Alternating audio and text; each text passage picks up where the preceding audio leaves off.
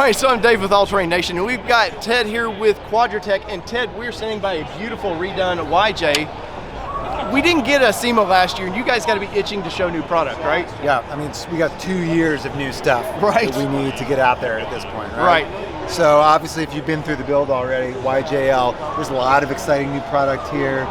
This is a very emotional build for us. It takes us back to 89, 90 when we started the company. Right. This is about when we started the company, but from a new product perspective, we have dozens and dozens and dozens of not only new products, but new brands, a new channel that we've never been in before. Nice. And then we're going to be getting into Bronco next year. Really? So we can talk a little bit about that. I wanted to get into that because some of your competition definitely jumped into that a little early. Sure. But sometimes it's better to wait. It's better to kind of see what the market wants. And, yeah. And for the Bronco guy, who we have a large following with. Okay. What can they expect from you guys versus Jeep? Because very similar vehicles. Sure. A few things may cross over, I don't know. But yeah. Where are you most excited for? So we feel like a community like the Bronco community needs its own place to be. Yeah. So we're going to start a new brand. Okay. And that brand's going to be the Stallion brand. Okay. And that's where Bronco will live for us. Nice. We're going to curate experiences for Bronco enthusiasts that they can feel like they're home inside the Stallion brand. Right. We're lucky that we've got a lot of parts that we can yeah. use back and forth between the different vehicles. Some of them won't be. Some of them right. will be very specific to Bronco. So when we're in this booth next year, there will be a lot of Bronco under the Stallion brand. Nice. And it's nice that they're similar vehicles, so the idea, what people are looking for, it's going to cross over pretty easy. There's a lot of right? crossover there, right? Right. But there's also some things that don't. Right. And they're really important in each of those experiences. Like that dreaded front axle, right? Yeah. Like yeah. that's not probably completely new to you guys, but like, wow, there's a whole That's new going to be a much tackle. more complicated suspension. Right. Right. It's going to be a new thing for us, but hey, we'll figure it out. You're up to the challenge. We're up to the challenge. Nice.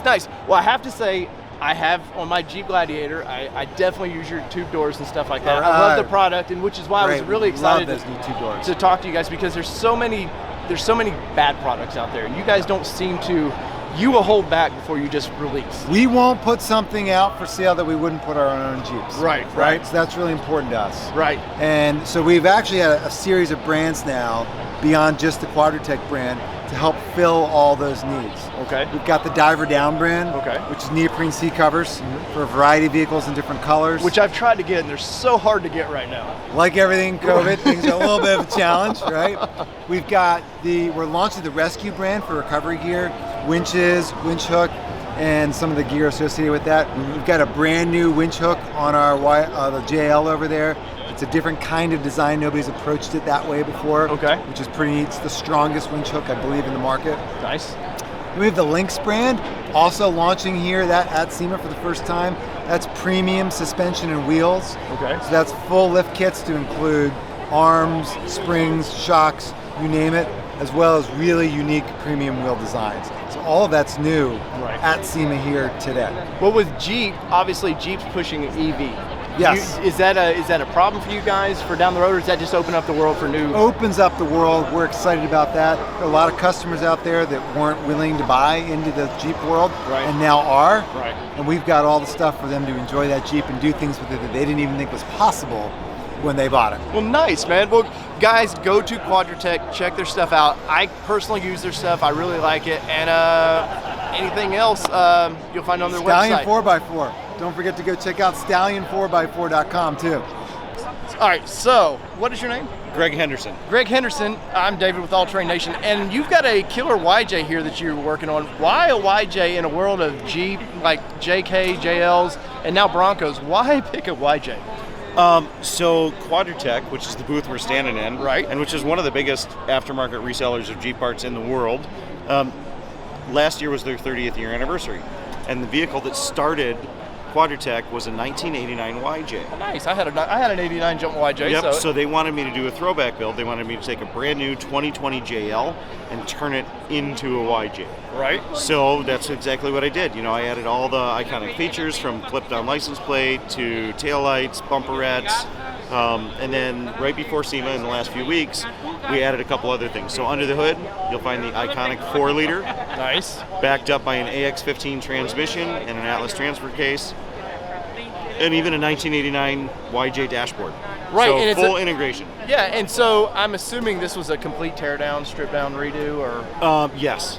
In fact, in the last 4.5 weeks, when the engine finally showed up, it kind of started the last bit, which was the powertrain. Right. And we didn't just stop with the powertrain. We actually ripped almost 78 pounds of wiring out of the vehicle, the 200-pound dashboard out, and rewired this as a YJ. So we used a painless wiring harness and completely rewired the whole vehicle from bottom up. So yeah, as you go around it, you'll find details everywhere. Well, what's funny is when the YJ was around, 33-inch tires would have been huge on this thing, but not for this now. What, these are what, 37s? These are 37s. In fact, when I did the original rendering, I wanted to do a 35, so it'd look really tucked in. But they added in the fact that, you know, a lifted YJ back then, people would have done like a 4-inch lift for a 31. So we wanted the bigger fender clearance. And because it is a JL, the 37 looks more natural. Well, can we walk around the front of this thing and you tell me about this motor that you've done? Let's go walk around. So the interior. So as you look, well, first you'll notice the grille. I know. So I actually integrated. I took a YJ grill and a JL grill and integrated them together with the square headlights. Which either people love. The Jeep community is weird. They love it or hate it. Yeah, there is no in between with square headlights. No, and the square headlights, like, there's a lot of really fun stories. I'm friends with a lot of the engineers that worked on the original program. Okay. And when they first did the first data launch of this and marketing group for a YJ, people complained about the square headlights.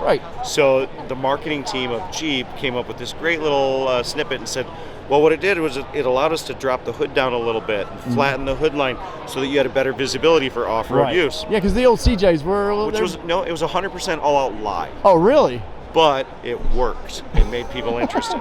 So, well, it made Jeep new, and at the time, Jeep was struggling. Well, Jeep was struggling because, and I think it was Time magazine or Media or 60 Minutes did this huge article about how Jeeps were rollover hazards, and it killed the market share of Jeep. So when they came out with the YJ, you know, they added track bars and better suspension and better steering, and they got rid of a lot of the rollover hazard. And the square headlights was just kind of part of that. And the square headlights was a revamp to get people's mindset away from the old Jeep. Yeah, it's a new Jeep. And they've been bought out a few times in between all that. Well, because it was Willys, and then it was AMC, and then it was, you know, so it just kept going. And at that time, it was still AMC when they did the YJ. But so we started with that and the bumper. So I wanted the bumper to look very YJ-ish. classic. Yeah, very classic look. Even the removable end caps, which would have been. These are 1/4-inch plate steel, unlike the plastic ones of yesteryear, but this is kind of the coup de grace. So we took the 3.6-liter Pentastar out. We did a 4.7-liter stroker, straight six, like a Jeep should have. With the stroker, it's the heads from the more modern. I can't remember on the stroker. So if you take a 4-liter, easiest way to stroke it is to use the crank from the old engine. So the 4.2-liter, you take that crank and you put it into the 4-liter, and it immediately makes it about a 4.6. So then, because you're refreshing the motor, you bore it a little bit, you end up with 4.7 liters. This one, about 350 horsepower. Wow. So straight six. Behind that is an AX15 transmission, which you would have found, the 5-speed stick in an old one. And then behind that is an Atlas transfer case. And the AX15 and the Atlas are both brand new products from Advanced Adapters. So if you've got an old YJ and you need a new transmission, you can call up Advanced Adapters and get a brand new, which is pretty cool. Yeah, no, definitely. And this vehicle definitely kind of saved Jeep. I hate to say, because I know Square Guy. No, it did. They were in a lot of trouble. I mean, on a lot of this, it was a lot of GM parts, whatever they could kind of source. Well, that was the AMC days. And but the columns were, I believe, still GM columns, right? GM columns. Yeah. So AMC sourced from everywhere. Yeah. But yeah, it was the YJ really saved Jeep and what made it what it is today. Because before the YJ, there was zero creature comforts. They never had creature comforts, and they weren't going to have them. The YJ, they added carpet, they added fancy frill on the dashboard and plastics. So the YJ is why Jeeps are so popular today, because it brought it mainstream. Well, and that works. Why Jeeps? Remember MacGyver? Yeah. No, I loved the only thing I never liked about it was going from more modern to double springs, front and rear. Just beat the crap out of you. But other than that, I loved the platform. Oh yeah. Well, and even with the leaf springs, you know, if you've got one, instead of the lift kits that are on the market, you figure out what height you want. You get a hold of a company like Deaver Spring or something. Tell them your weights. They'll make you a set of springs that ride just as nice as a new car. Right. Or you just take a brand new one and make it look like an old one. Right. Well, man, excellent job. Can we follow you on socials? Sure. Quadratec. So this is Quadratec's build. So Quadratec has a YouTube, a Facebook, Instagram, all of it. I'm the builder. My name's Greg Henderson, and my Instagram, YouTube, everything is right there. There you go. Go check more out about this build, and